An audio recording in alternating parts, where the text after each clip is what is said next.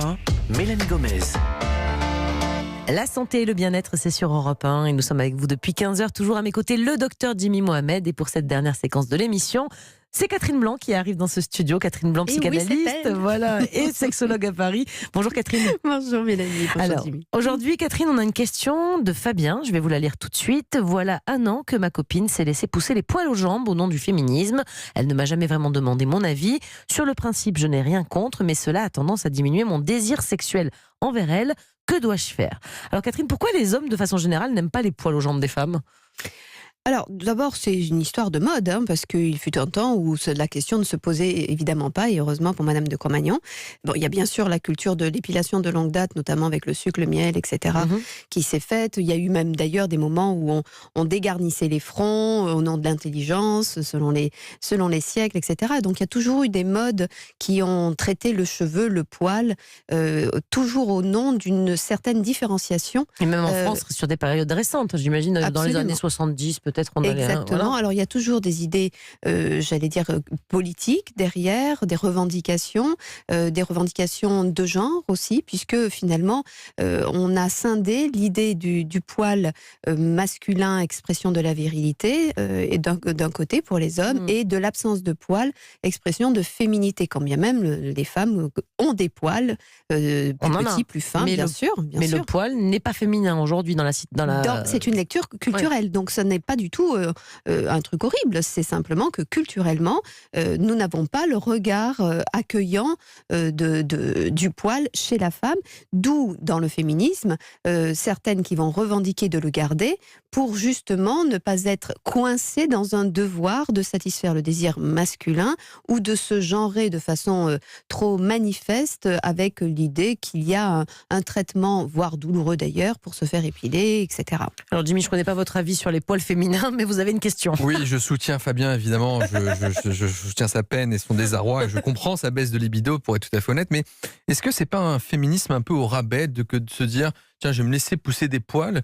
Est-ce que vraiment c'est un combat, c'est vraiment une histoire de lutte entre la femme doit subir pour séduire l'homme? Est-ce que ça va pas au-delà de ça? De la même façon que on fait attention comment on s'habille, on se parfume, dans ces cas-là, ne faisons plus rien pour ne plus plaire à personne? Oui, c'est sûr que, en fait, ça, ce sont des débats qui sont des débats politiques, c'est-à-dire que chacune trouvera dans son expression féminine le plaisir d'être femme ou le devoir de revendiquer de l'être. Souvent, dans cette revendication, il y a souvent une revendication d'équité qui, du coup, se fait dans une masculinisation. Est-ce que c'est vraiment Et qui intéressant ? s'entend, pourquoi pas, hein, cela dit, elles font ce qu'elles veulent, bien sûr. C'est une liberté, chacun est libre de faire ce qu'il veut, bien sûr. Bien sûr, bien évidemment. Après, on peut toujours se poser, je crois que qui que l'on soit et quoi que soit notre position, il est toujours intéressant de la questionner pour nous-mêmes, pour savoir vraiment à quoi l'on joue là-dedans. En l'occurrence, que cette femme ait décidé de se laisser pousser les poils. Oui, là, on ne donne question... pas vraiment notre avis, on répond en tout cas à la question de Fabien qui dit que lui, il a moins de libido. Donc, voilà, alors d'abord, qu'elle lui ait pas demandé son avis, on peut concevoir que son corps, c'est son corps. Oui, ça, elle fait ce qu'elle veut, heureusement. Donc jusque-là, encore une fois, et surtout si elle revendique un féminisme, elle ne va pas demander la permission, effectivement, ça se conçoit, la logique en tout cas, on peut la comprendre.